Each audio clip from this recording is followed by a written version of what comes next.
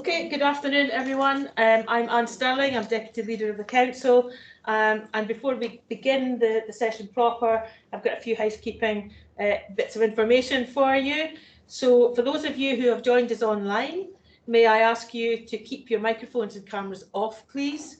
The proceedings will be recorded and available online following the event. For those who are here in the room, the toilets can be found at the end of the corridor if you go out of the room and turn right. They're at the end of the corridor on the left. We've no fire drill planned, so if the fire alarm does go off, it's not a practice, and I would ask you to make your way through the fire exit and to the assembly point, which is in the main car park opposite the front of this building. So, as Deputy Leader of Aberdeenshire Council, I'm delighted to offer you all a very warm welcome to our event today, which is being held to commemorate and remember those who died in the Holocaust. The aim of our annual event is to bring people together from all backgrounds to learn more about the Holocaust, the Nazi persecution and the genocides which followed, and therefore provide a meaningful opportunity for those of us here and also those listening to the recording to consider how we can all make our society a better place today and in the future, one which is free from hatred, prejudice and discrimination. The theme for this year's Holocaust Memorial Day is ordinary people, and I hope we, as ordinary people, will all consider how we can rise to the challenge and take action to promote educational activities and speak out against persecution rather than be bystanders. I'm very pleased to be joined by my colleagues Councillor Cassie and Councillor Evison, who will give an insight into the Holocaust, what it was, and how Holocaust Memorial Day came to be on the 27th of January each year.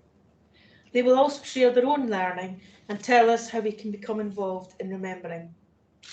I'm absolutely delighted that we are also joined by pupils from Portlethen Academy and Fraserburgh Academy, and our young people will talk about their own experiences and learning around the projects which they have undertaken. As an example, our Portlethen pupils have interviewed a survivor of the Holocaust, and Fraserburgh Academy pupils visited Auschwitz, and I look forward to hearing from you all in due course. So without any further ado, I will now invite Councillor Ross Cassie to come forward and to address you. Thank you.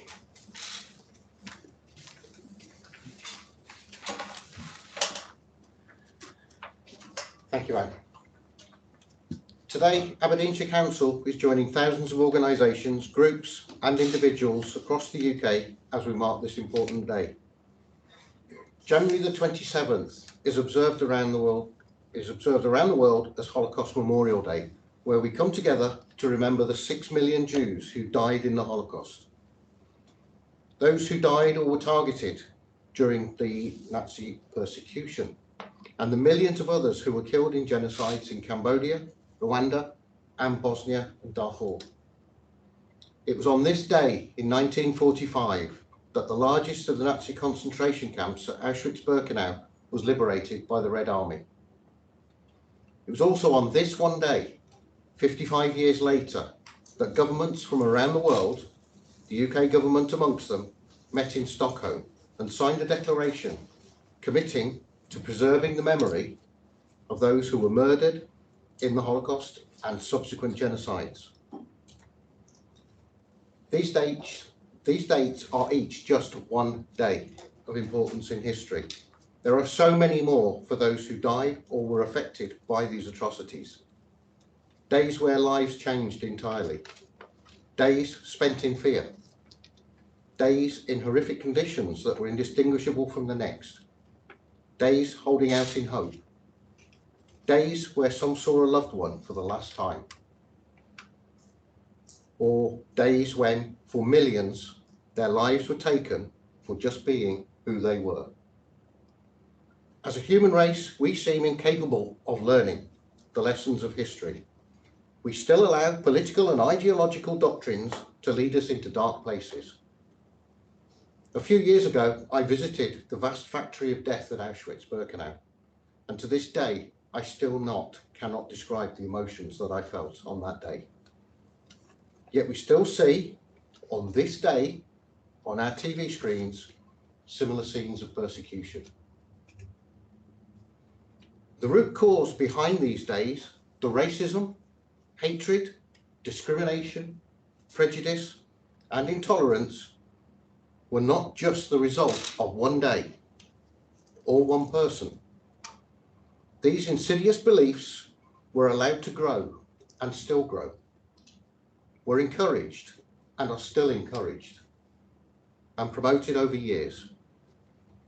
And while there are days where things begin to change for the better, we know that sadly there are days here and now where people are still impacted by wrongful beliefs. We must keep working towards a better future so that one day there is an end to genocides, hate crimes and discrimination. For those genocides, hate crimes and discriminations to end, it requires us to stand up and oppose those who would cultivate an environment in which they could thrive. We must call it out. We must challenge the hateful language used that incites the worst in society. Staying silent allows it to grow. I'd like to read a short poem that highlights that point. It was written by Martin Niemöller. First they came for the communists, and I did not speak out because I was not a communist. Then they came for the socialists, and I did not speak out because I was not a socialist. Then they came for the trade unionists, and I did not speak out because I was not a trade unionist. Then they came for the Jews, and I did not speak out because I was not a Jew. Then they came for me, and there was no one left to speak out for me. Taking part in Holocaust Memorial Day is one day of helping us remember and reflect. It is an opportunity to learn from these scars on humanity and to understand why we must stand up against these evils. Following this remembrance, along with many others taking place across the UK, I hope that you will join with others across our nations as we light a candle at 4 o'clock this afternoon to remember those who were murdered simply for being who they were, and as a mark of standing in solidarity against prejudice and hatred. Thank you. I would now like to introduce you Sinead and Ryan from Portlethen Academy.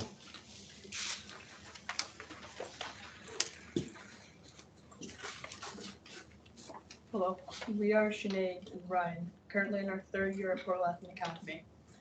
In November, we got the fantastic opportunity to speak to a Holocaust survivor as part of our Holocaust unit in history. In this unit, we first learned about the beginnings of the persecution of Jewish people throughout history, and of course, the rise of the Nazis as a background to the Holocaust. The Nazis' first solution was to make life so difficult for Jewish people that they would need to leave through the horrific events such as Kristallnacht. We learned about ghettos, or the second solution, which were areas of a city where Jews were kept in extremely poor conditions, and how 6 million different people were killed, for example, because of the little to no food and water, along with many different families living in one small room, which caused disease. And this was initially difficult to marry up what we were seeing in the pictures and sources with these events happening in real life and the unnecessary murder of men, women and children in the Holocaust. So we've got a poster on treatment Jews, and in 1933 Jews were also stopped from being civil servants or buyers. Many shops and restaurants refused to serve Jews. Signs saying Jews not admitted began to appear, and in some areas Jews were banned from public parks and swimming pools. In 1937, Jews were banned from many professional occupations, including teaching German and from being a dentist. In 1934, all Jewish shops were marked with a yellow star and the word Joel, German for Jew. Jews had to sit on separate seats in parks, buses, and trains. In 1936, Germany hosted the Olympic Games. Hitler did not allow any Jews to take part. We continue to learn about the final solution and mass murder of Jewish and other groups in concentration and extermination camps. Concentration camps were made to keep large numbers of people with bad facilities and provide forced labour or mass executions. Extermination camps were built with the purpose of being factories for killing everyone who arrived. When camps began to get liquefied, be put out of use, Nazis made the people inside go on death marches. This was crossing countries on foot until hundreds of people dropped dead, having no food and no water at all. This was brought home to us as teenagers by examining the importance of the story of Anne Frank and the others in the secret annex. And we also analysed the portrayals of the events we had learned about by watching films such as The Boy in Striped Pyjamas and Life is Beautiful.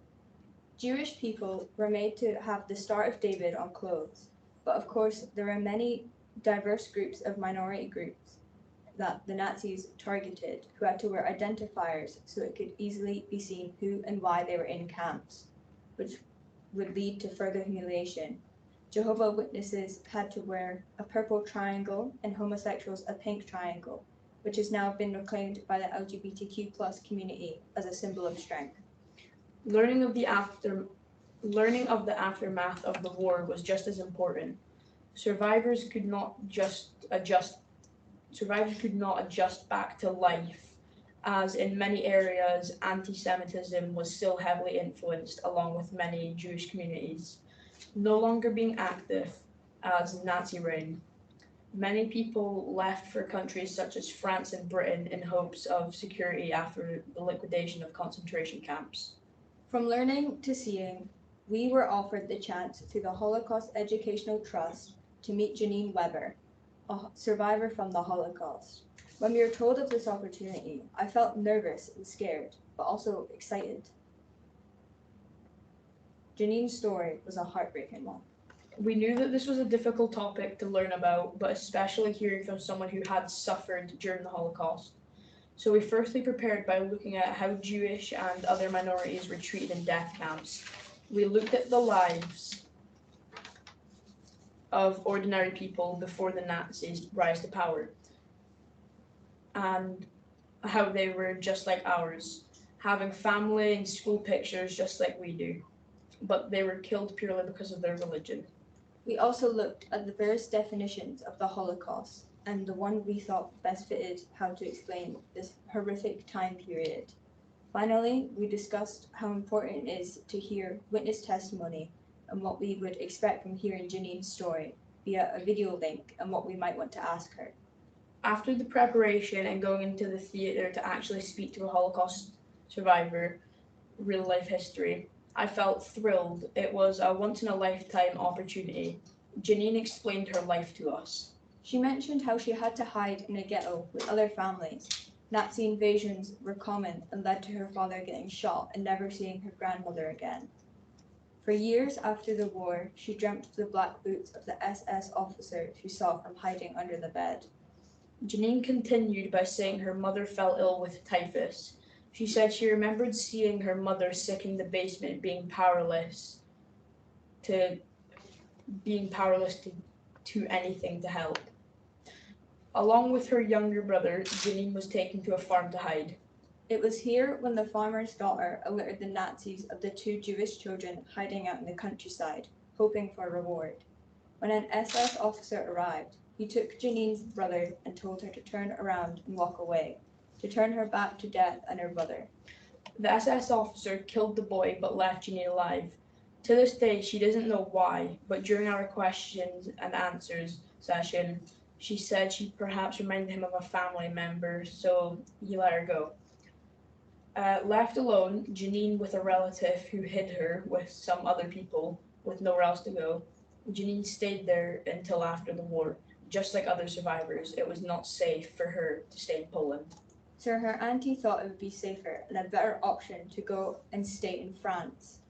Janine was out in an international orphanage where she stayed until she finally moved to London, where she has stayed since, having children and grandchildren who would not exist and had things even be slightly different. Finally, we then got to speak to Janine in the question and answer session. I was so proud to be able to ask her. if there was any point she'd like to go back to. Being able to speak to someone who has lived through history, which we are learning, was an incredible opportunity, and following the session, I felt Upset about what happened to Janine, but glad she could tell her story to us. it is important to learn about these histories, though the likes of Holocaust Memorial Day, because It showcases how real these events are.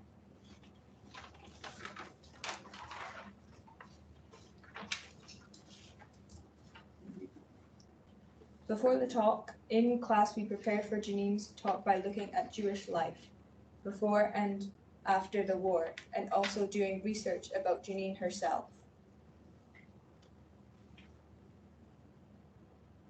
how we felt. I felt excited to be able to speak and listen to Janine and hear her story, and getting to hear from someone who actually lived through it. Janine spoke a lot about her family, particularly her mother, father, and little brother. She also told us about her birthplace and the apartment she lived in. Janine also told us about when Gestapo, German police, tried to take her father and how they ended up in a ghetto, how her mother died of typhus. Her father, grandmother, and brother were shot, living in a hole, and she managed to live through all of it and still tell her story. I'm so grateful to have gotten to listen to Janine tell her story and answer our questions. I think it is important for students to, like us, to take opportunities like these, because we are some of the last people to hear from them and won't get this opportunity again.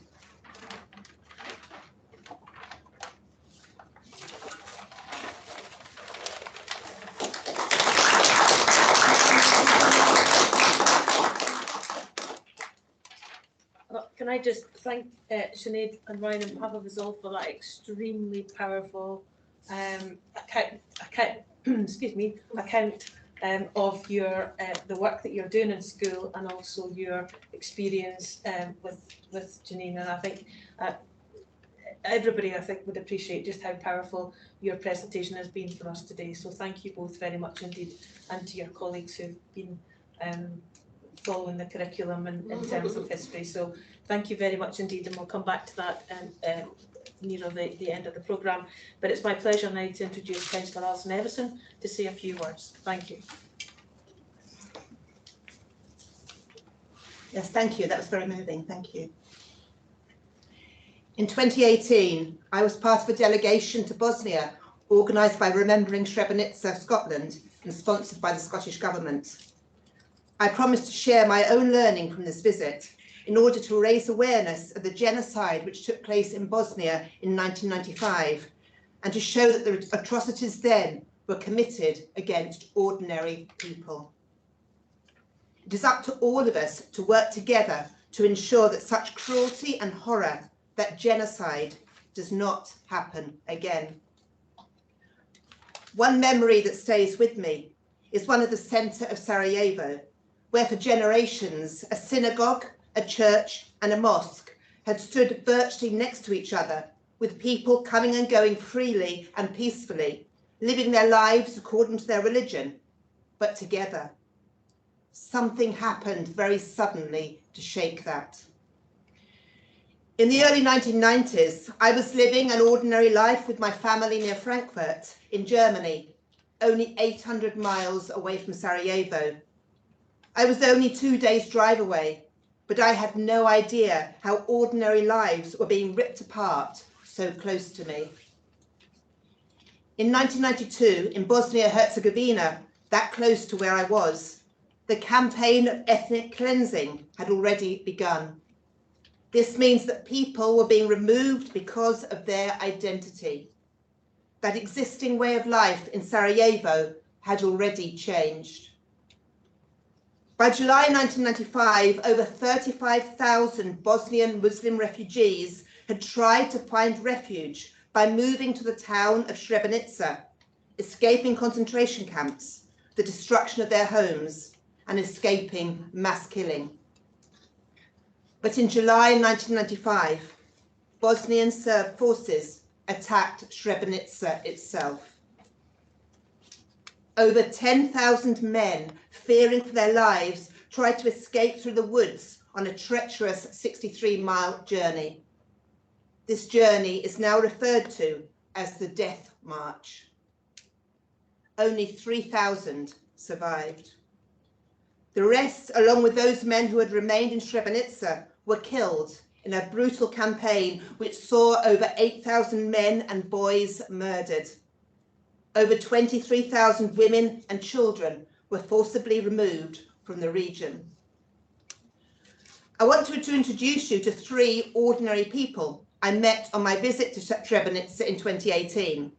3 ordinary people who shared with me their stories of having lived through that unimaginable terror of genocide.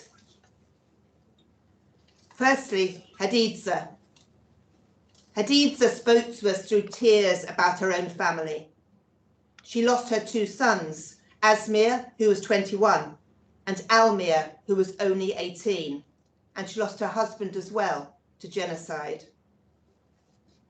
When they were forced to separate from her, the youngest put his arms around her and asked her to go to the United Nations base for her own safety. The men were going to try to walk through the woods, but they knew she would not make it. Her youngest son pushed her gently away from him and said, "Go, so I don't have to see you leave."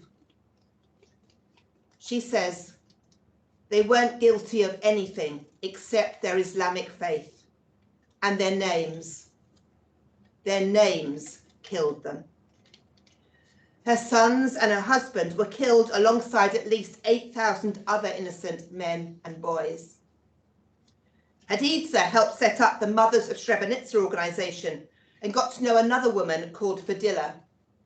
Fadila's husband, Hamed, and her son, Fejzo, were also murdered whilst trying to escape Srebrenica.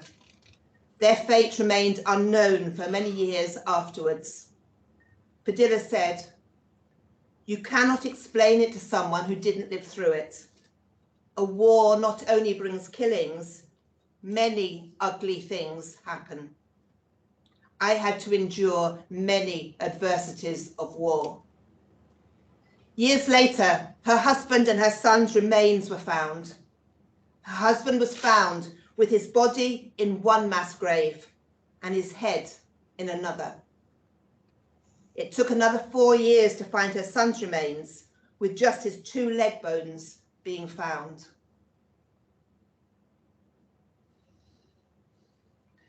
Fadila has since returned to Srebrenica and has set up a business selling flowers.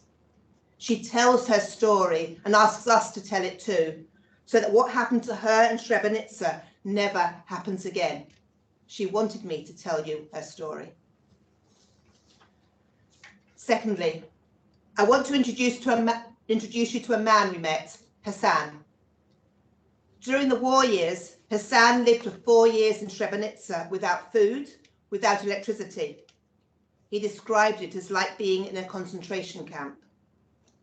He was a teenager, the age of young people like these in our academies.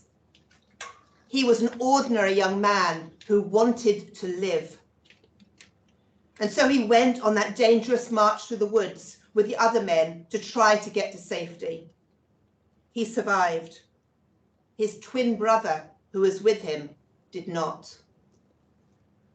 When we spoke to Hassan, we could hear in his voice the trauma he still faces every day, the struggles he has with his memories, and with the responsibility of having survived. He told us, "I don't think any of us can fully appreciate that sense of why did I survive when those I loved did not."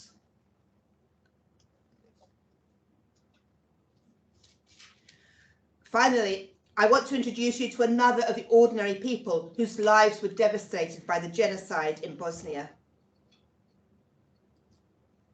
Her name is Bakira.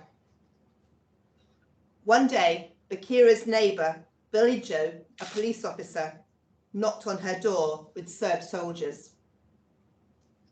They were heavily armed and demanding money. Bakira and her 16 and 19-year-old daughters who were at home were all terrified. The men raped her eldest daughter right in front of her. Then they slashed her head open. Bakira thought her daughter would die, but she and her 16-year-old daughter managed to carry her to the hospital and medics managed to stitch her up. Bakira sent her daughters to stay with her mother in Kosovo, but with her husband, she tried to stay in their home. Several times she was taken by police or soldiers to be interrogated, and they, the police and soldiers, raped her. She lived near the Drina River, and at night time she could hear the screams of people as they were being killed and the splash as the soldiers dumped their bodies in the water.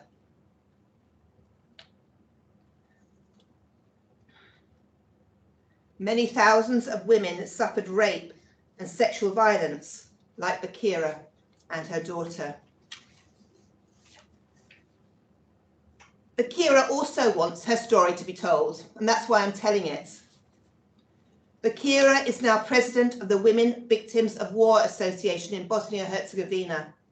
She devotes her own time to bringing many perpetrators of wartime sexual violence to justice, and I met her doing that work in her office in Sarajevo.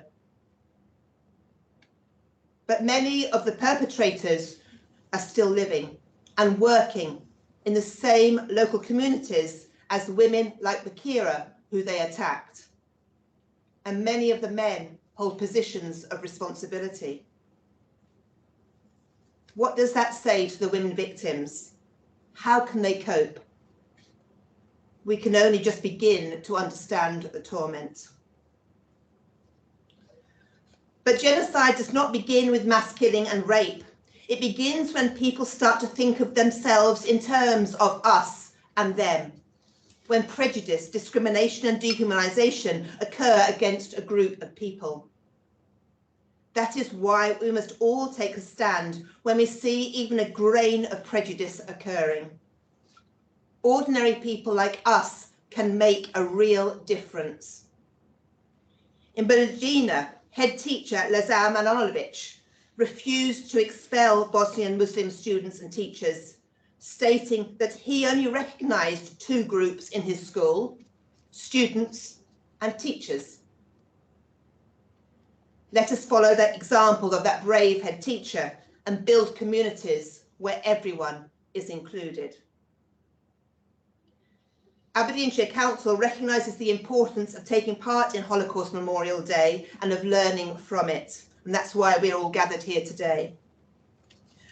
Alongside this live event, which is being screened across Aberdeenshire, our library service has put together a comprehensive range of resources where we can continue our learning about these events. You can access these over at livelifeaberdeenshire.org.uk/libraries, where there are collections for junior readers, young adults and adults.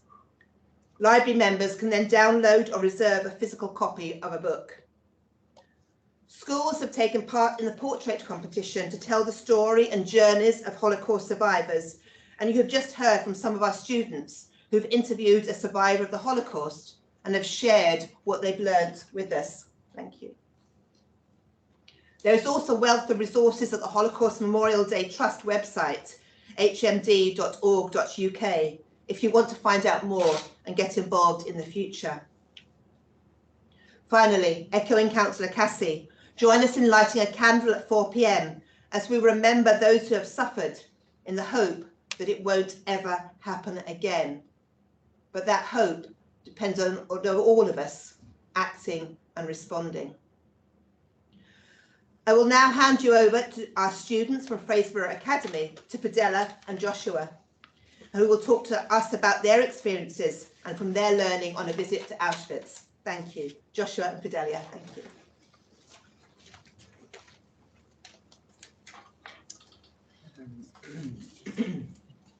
In October 2022, our history teacher, Ms. Fleming, spoke to us about the lessons from Auschwitz project and its importance. She made us both very interested in applying to be part of the project, and when we were picked, it was a really big honour, not only because we would get to visit Auschwitz, because but also because we've become Holocaust ambassadors for our school. We had to attend online seminars where we learned about the history of anti-Semitism, the lives of Jews, the lives of Jewish people before the Holocaust, and the importance of the project. As part of the project, we got to visit Auschwitz and tour the camps and hear from a Holocaust survivor. In November last year, we left Fraserburgh Academy and made our way to Poland, and then went on to the Auschwitz camps. Traveling to Poland in the winter meant that for most of the day it was incredibly cold and wet, which brought some more intense feeling to the day, especially as we arrived at the camps and learned how little clothing some of the prisoners would wear in winter.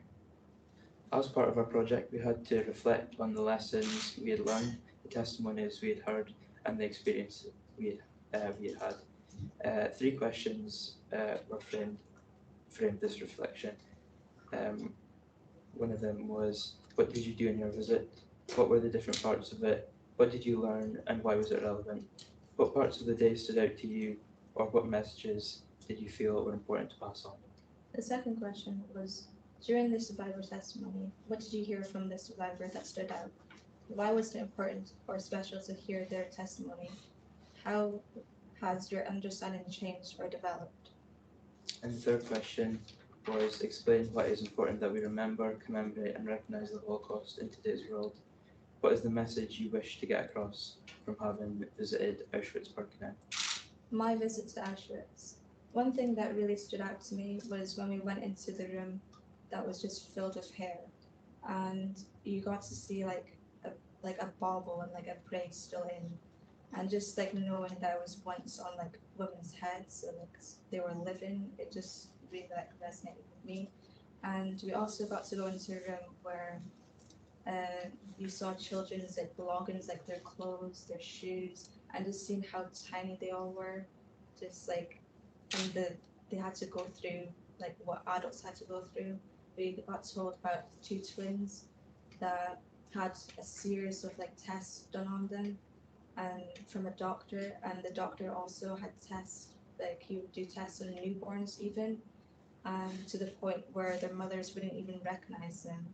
I thought that was just really sad to hear.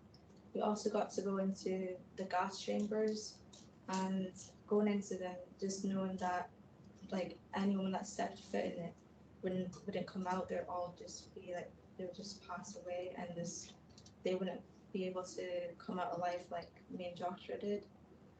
And it just being inside the chamber, it felt really like eerie. I just felt like icky. It felt wrong, and you could see like the scratchings on the walls and blood still on the wall, and even like the ashes still on the floor from the Jewish people that had passed in them. Referring to the second question, in the beginning of the testimony, we saw pictures of the survivor's whole family, and at the end she mentioned how few were still left alive. This really shed light on how the Holocaust stole so much life from people, but also joy from those who were left alive, signifying how the Holocaust did not just destroy those who passed away, but also those who have survived, giving a long-standing impact on anyone who had family in the Holocaust. This really broadened my understanding of the stamp the Holocaust really left on the survivors. Referring to the last question, I'd like to stress that anti-Semitism did not die with the Holocaust or the effects of the Holocaust, and I feel like it is important to commemorate the Holocaust and strive to unnumber the victims and give back their identity, which were stolen by the Nazis. This way we can give meaning back to their lives. In a diary extract read to us by Rabbi at Auschwitz, a victim wrote that he was writing the diary just so the world knew that he ever existed. So I feel overall this allows us to acknowledge their humanity and their lives they had to live. Humanity that the Nazis wanted to strip away from them.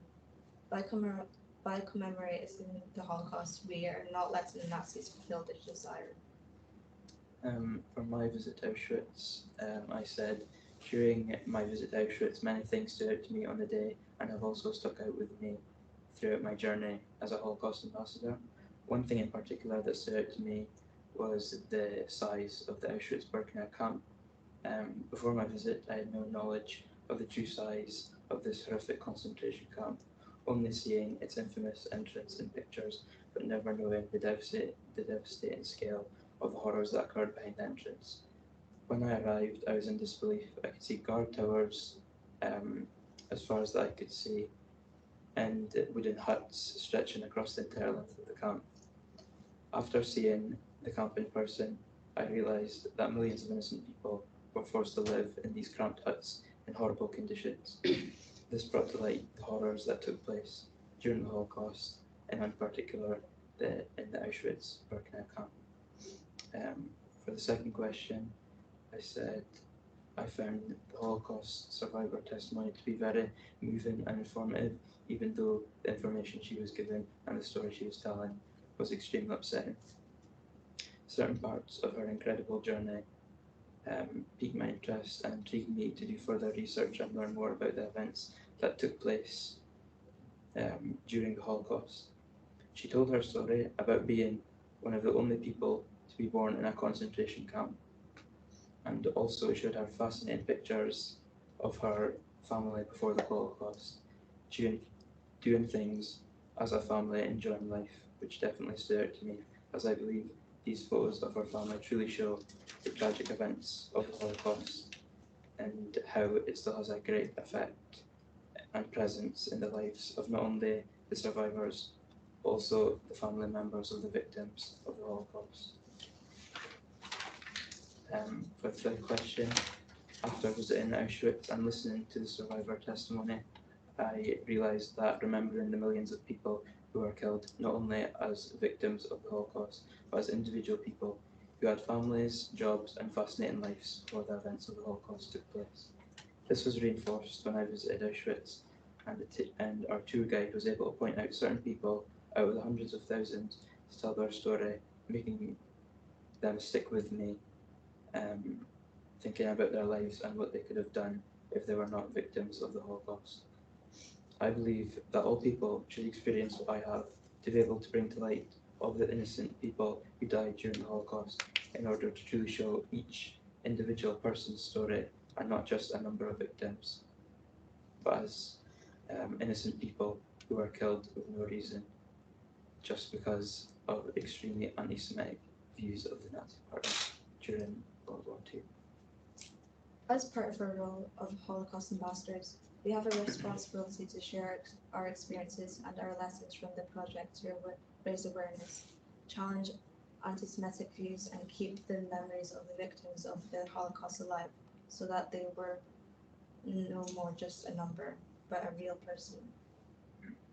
By listening to us today, you are all now witnesses of our lessons from Auschwitz, and share our responsibility to the honour of the memories of the people who perished during the Holocaust, to challenge anti-Semitism when you see it, and to ensure that prejudice, discrimination and hate will never be able to cause history to repeat itself. Thank you for listening.